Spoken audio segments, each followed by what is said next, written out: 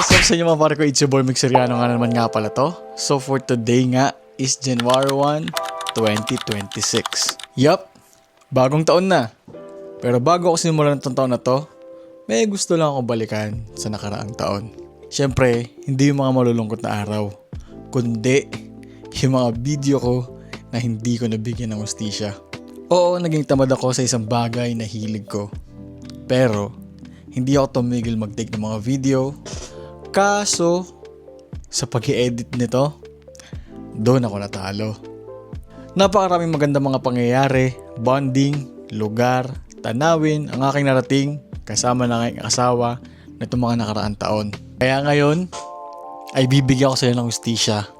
At tatawagin ko tong Project Hustisya.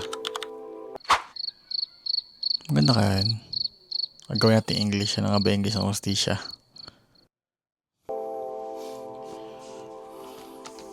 Hustisya in English. Justice. Pero babala mga kaibigan, hindi ako magaling mag-edit. Hindi rin ako marunong mag-storytelling. Storytelling. Kaya kung ano mapanood nyo, ayun na yun. Yun na yun.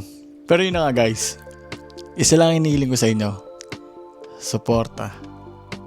Suportahan nyo ako. Kami ng asawa ko ngayong taon na to sa aming journey. Dahil promise, mag-grind kami. Ako, gagrind ako. Di na natama din mag-edit.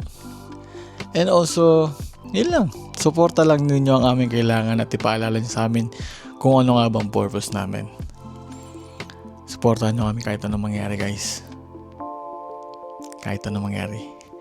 Please! Pero kidding aside, isa lang ang gusto kong sabihin. Locked in.